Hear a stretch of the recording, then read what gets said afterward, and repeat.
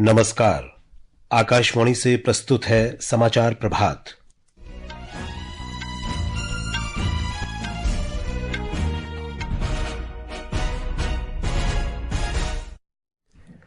राष्ट्र आज भारतीय संविधान के निर्माता डॉक्टर भीमराव अंबेडकर की 134वीं जयंती पर श्रद्धांजलि अर्पित कर रहा है। प्रधानमंत्री नरेंद्र मोदी अंबेडकर जयंती पर हरियाणा में कई विकास परियोजनाओं का शुभारंभ करेंगे। तमिलनाडु और केरल में आज पारंपरिक नववर्ष मनाया जा रहा है। अमेरिका अगले 2 महीने में स्मार्टफोन, कंप्यूटर और सेमीकंडक्टर पर अलग अलग शुल्क लगाएगा। भारत ने अमेरिका में तीरंदाजी विश्व कप स्टेज 1 में पुरुषों की रिकर्व टीम स्पर्धा का रजत जीता और आईपीएल क्रिकेट में मुंबई इंडियंस ने दिल्ली कैपिटल्स को 12 रन से हराया।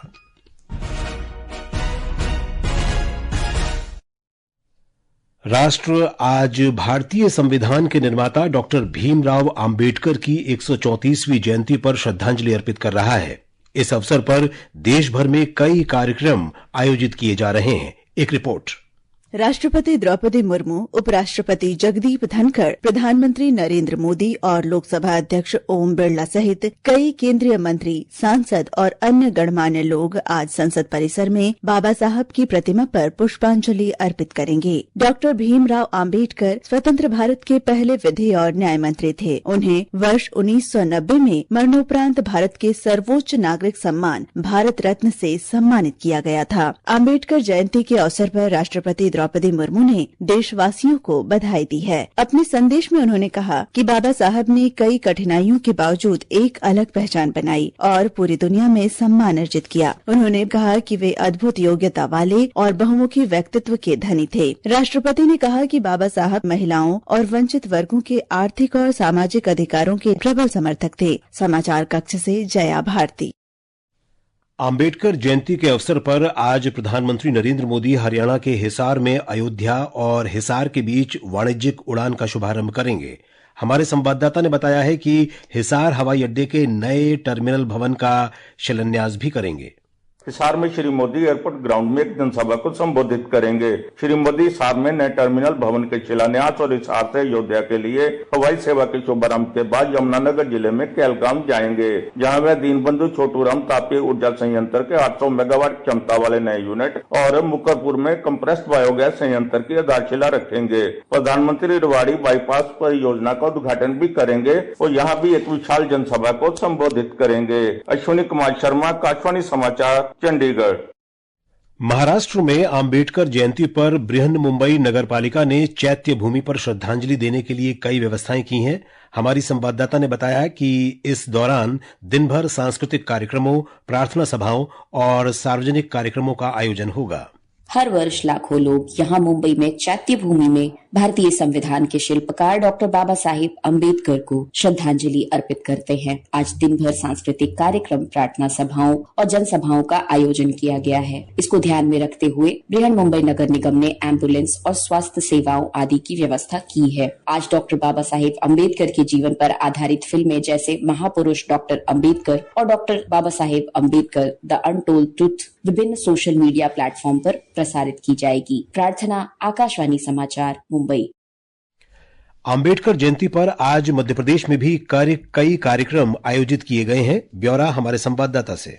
मध्य प्रदेश में मुख्य कार्यक्रम बाबा साहब की जन्मस्थली स्मारक डॉक्टर अंबेडकर नगर महू में होगा। इस कार्यक्रम में मुख्यमंत्री डॉक्टर मोहन यादव भी शामिल होंगे। इस अवसर पर मुख्यमंत्री पुस्तक का विमोचन करेंगे और भीम रत्न पुरस्कार प्रदान करेंगे। वहीं भारतीय जनता पार्टी आज से 25 अप्रैल तक प्रदेश व्यापी कार्यक्रम आयोजित कर रही है। इस दौरान संविधान की प्रस्तावना का सामूहिक वाचन, अनुसूचित जाति बस्तियों के आंगनबाड़ी केंद्रों और स्कूल परिसरों की सफाई, पेयजल की व्यवस्था और अन्य सामुदायिक सेवाएं की जाएंगी। वहीं प्रदेश कांग्रेस ने भी आज विभिन्न कार्यक्रम आयोजित किए हैं। संजीव शर्मा, आकाशवाणी समाचार, भोपाल।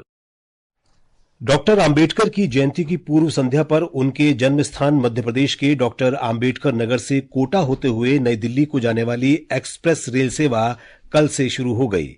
लोकसभा अध्यक्ष ओम बिरला, मध्य प्रदेश के मुख्यमंत्री डॉक्टर मोहन यादव और केंद्रीय रेल मंत्री अश्विनी वैष्णव ने कल इसे झंडी दिखाकर रवाना किया।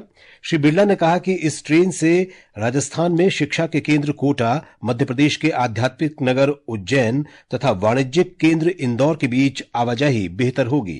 बाबा साहब अम्बेडकर जी ने सामाजिक आर्थिक विचारों के माध्यम से समाज में परिवर्तन करने का काम किया। उनके विचारों को आने वाली पीढ़ी को प्रेरणा मिले और इसीलिए ये ट्रेन अम्बेडकर नगर बाबा साहब की जन्म कर्मस्थली से शुरू होकर दिल्ली जाएगी और आने वाले समय में दिल्ली और कोटा के कनेक्टिविटी के लिए भी ये ट्रेन बहुत बेहतर होगी। रेल मंत्री अश्विनी वैष्णव ने कहा कि इस ट्रेन के शुभारंभ के साथ ही रेल मंत्रालय ने 2028 के उज्जैन कुंभ मेले की तैयारियां भी शुरू कर दी हैं। ये गाड़ी उज्जैन होते हुए जाएंगी। 2028 से उज्जैन में महाकुंभ का आयोजन होगा। एक तरीके से समझिए कि तैयारी चालू हुई है उज्जैन में महाकुंभ की। साथ ही साथ जो उद्योग नगरी इंदौर है उसकी कनेक्टिविटी इससे बढ़ेगी और शिक्षा नगरी कोटा है उसकी कनेक्टिविटी भी बहुत अच्छी बढ़ेगी। तमिलनाडु और केरल में आज नववर्ष पारंपरिक मान्यताओं और हर्षोल्लास के साथ मनाया जा रहा है। तमिलनाडु और केरल में आज अपना पारंपरिक नववर्ष मनाया जा रहा है। केरल में इस दिन को फसल और समृद्धि के त्योहार विशु के रूप में मनाया जाता है और भगवान कृष्ण की पूजा की जाती है। इस दिन की शुरुआत विशुकनी से होती है। गुरुवायूर, श्री पद्मनाभ स्वामी मंदिर, सबरीमाला आदि जैसे प्रमुख मंदिरों में आज विशुकनी और विशेष अनुष्ठान आयोजित किए जा रहे हैं। वहीं दुनिया भर में तमिल मूल के लोग आज नववर्ष पुथांडु मना रहे हैं। तमिल माह चित्राई के पहले दिन को पुथांडु कहा जाता है। इस अवसर पर लोग अपने परिवार के साथ उत्सव मनाते हैं। समाचार कक्ष से वैष्णवी। ये समाचार आकाशवाणी से प्रसारित किए जा रहे हैं। ताजा समाचार जानने के लिए आप हमारे social media handle x@AIR News Hindi को फॉलो कर सकते हैं। समाचार प्रभात में आपका फिर स्वागत है। और अभी समाचार मिला है कि भगोड़े हीरा कारोबारी मेहुल चोकसी को बेल्जियम पुलिस ने गिरफ्तार कर लिया है। ये गिरफ्तारी पंजाब नेशनल बैंक ऋण धोखाधड़ी मामले में हुई है। 65 वर्षीय चोकसी को केंद्रीय अन्वेषण ब्यूरो CBI के अनुरोध पर गिरफ्तार किया गया है। पंजाब नेशनल बैंक में 13,500 करोड़ रुपए के ऋण धोखाधड़ी मामले में चोकसी आरोपी है। वो अपनी पत्नी प्रीति चोकसी के साथ बेल्जियम के शहर अंतरीप में रह रहा था। इस मामले में सह आरोपी और चोकसी के भतीजे नीरव मोदी का भी लंदन से प्रत्यर्पण संभावित है। ये दोनों पंजाब नेशनल बैंक घोटाले की जानकारी सामने आने से कुछ सप्ताह पहले ही जनवरी 2018 में भारत से फरार हो गए थे। पश्चिम बंगाल में वक्फ संशोधन अधिनियम को लेकर हिंसक विरोध प्रदर्शन से जुड़े मामले में 12 और लोगों को गिरफ्तार किया गया है। इस मामले में अब तक 150 लोगों की गिरफ्तारी हो चुकी है। स्थानीय प्रशासन ने हिंसा प्रभावित परिवारों के लिए रहने और खाने की व्यवस्था की है। तेलंगाना सरकार भूमि सुरक्षा को मजबूत करने और भू अभिलेखों में पारदर्शिता लाने के लिए आज आम्बेडकर जयंती पर भू भारती अधिनियम और भू भारती भूमि पोर्टल का शुभारंभ कर रही है। मुख्यमंत्री रेवंत रेड्डी इसकी शुरुआत करेंगे। राजस्व सतर्कता निदेशालय ने मिजोरम के बाहरी इलाके में 52 किलो से अधिक नशीले पदार्थ जब्त किए हैं। इनकी कीमत 52 करोड़ रुपए से अधिक है। इस सिलसिले में शामिल 2 लोगों को गिरफ्तार किया गया है। भारत के दवा निर्माण और चिकित्सा उपकरण क्षेत्र में अप्रैल से दिसंबर 2024 तक 11,888 करोड़ रुपए का विदेशी निवेश हुआ है। इसके अलावा 2024-25 के दौरान 7,246 करोड़ रुपए से अधिक के 13 विदेशी निवेश प्रस्तावों को स्वीकृति दी गई। इससे कुल विदेशी निवेश 19,134 करोड़ रुपए से अधिक हो गया है।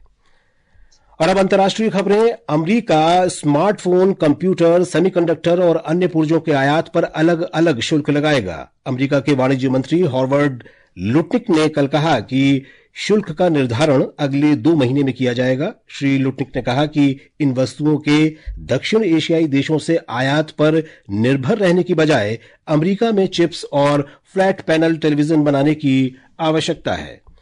अमेरिका अगले 2 महीने में औषधि उत्पादों पर भी शुल्क में वृद्धि करेगा। इनमें चीन से आयात किए जाने वाले उत्पाद खासतौर पर शामिल होंगे। सूडान के शहर एल फशर के पास अस्थायी शिविरों पर अर्धसैनिक बलों के हमलों में 200 से अधिक लोगों की मौत हो गई है। एल फशर सूडान की सेना के नियंत्रण वाला एक प्रमुख शहर है। संयुक्त राष्ट्र ने कहा है कि 2 बड़े अस्थायी शिविरों में हत्याएं जारी हैं। मृतकों में रिलीफ इंटरनेशनल के पूरे मेडिकल कर्मी भी शामिल हैं। आकाशवाणी का समाचार सेवा प्रभाग अपने साप्ताहिक फोन इन कार्यक्रम पब्लिक स्पीक में आज रात 9:30 बजे लू से बचाव विषय पर परिचर्चा प्रसारित करेगा। मौसम विभाग के वैज्ञानिक डॉक्टर आर.के. जैनामणि और लेडी हार्डिंग मेडिकल कॉलेज के प्रोफेसर डॉक्टर अनुपम प्रकाश इस परिचर्चा में शामिल होंगे। कार्यक्रम के दौरान हमारे श्रोता टेलीफोन नंबर 011-2342-1050 और 011-2331-4444 पर सवाल पूछ सकते हैं। और अब खेल जगत की खबरों के साथ हैं मुकेश कुमार। तीरंदाजी विश्व कप के पहले चरण में भारत ने पुरुष रिकर्व टीम स्पर्धा का रजत पदक जीत लिया है। अमेरिका के ऑबर्नडेल में कल रात हुए फाइनल में भारतीय टीम में धीरज बोम्बा देवड़ा, तरुणदीप रॉय और अतनु दास शामिल थे। ये भारत का इस सत्र का तीसरा पदक है। प्रतियोगिता में आज धीरज पुरुष रिकर्व व्यक्तिगत स्पर्धा में अपनी चुनौती रखेंगे। इधर आईपीएल क्रिकेट में आज लखनऊ में चेन्नई सुपर किंग्स का सामना लखनऊ सुपर जायंट्स से होगा। ये मैच शाम 7:30 बजे से खेला जाएगा। प्रतियोगिता में कल मुंबई इंडियंस ने दिल्ली कैपिटल्स को 12 रन से हरा दिया। मुंबई इंडियंस ने पहले बल्लेबाजी करते हुए निर्धारित 20 ओवर में 5 विकेट पर 205 रन बनाए। जवाब में दिल्ली कैपिटल्स की पूरी टीम 193 रन पर ही सिमट गई। एक अन्य मैच में रॉयल चैलेंजर्स बेंगलुरु ने राजस्थान रॉयल्स को 9 विकेट से हरा दिया। राजस्थान रॉयल्स ने पहले बल्लेबाजी करते हुए 173 रन बनाए। रॉयल चैलेंजर्स बेंगलुरु ने 18वें ओवर में मैच जीत लिया। वहीं भारतीय क्रिकेट टीम के पूर्व कप्तान सौरभ गांगुली फिर से आईसीसी पुरुष क्रिकेट समिति के अध्यक्ष चुन लिए गए हैं। वीवीएस लक्ष्मण भी पैनल के सदस्य बने रहेंगे। गांगुली को वर्ष 2021 में समिति का अध्यक्ष नियुक्त किया गया था। वे अनिल कुंबले की जगह लेंगे। ये समाचार हमारी वेबसाइट www.newsonair.gov.in और हमारे news on AIR mobile app पर भी उपलब्ध हैं। और अब आज के समाचार पत्रों की सुर्खियों के साथ हैं सरफिरोजी। धन्यवाद विशाल। पश्चिम बंगाल में सांप्रदायिक हिंसा के बाद सैकड़ों लोगों के पलायन को राष्ट्रीय सहारा सहित कई अखबारों ने प्रमुखता से दिया है। प्रभावित लोगों ने केंद्रीय बलों की मदद से भागीरथी नदी पार कर मालदा में ली शरण। वहीं नवभारत टाइम्स लिखता है, मुर्शिदाबाद हिंसा में अब तक 150 लोग गिरफ्तार। बीजेपी का दावा, हिंदू समुदाय को बनाया जा रहा है निशाना, तो टीएमसी ने कहा घटनाओं के पीछे बड़ी साजिश। सहकारी समितियां टिकट बुकिंग और बिल जमा करेंगी। पेट्रोल पंप तथा गैस एजेंसी भी चलाएंगी। हरिभूमि के अनुसार केंद्रीय गृह और सहकारिता मंत्री अमित शाह ने भोपाल में राज्य स्तरीय सम्मेलन में कहा, सहकारी गतिविधियों से होने वाली आय किसानों के खाते में आएगी। अब लेजर हथियार से तबाह होंगे ड्रोन। रक्षा अनुसंधान और विकास संगठन डीआरडीओ ने बनाया स्वदेशी हथियार। अमेरिका और रूस जैसे देशों के क्लब में शामिल हुआ भारत। राजस्थान पत्रिका के अनुसार laser directed energy weapon system ड्यूक कई तरह के ड्रोन, जासूसी उपकरण और प्रोजेक्टाइल को पलक झपकते ही मार गिराएगा। धन्यवाद सरफिरोजी। और अब अंत में मुख्य समाचार एक बार फिर। राष्ट्र आज भारतीय संविधान के निर्माता डॉक्टर भीमराव आंबेडकर की 134वीं जयंती पर श्रद्धांजलि अर्पित कर रहा है।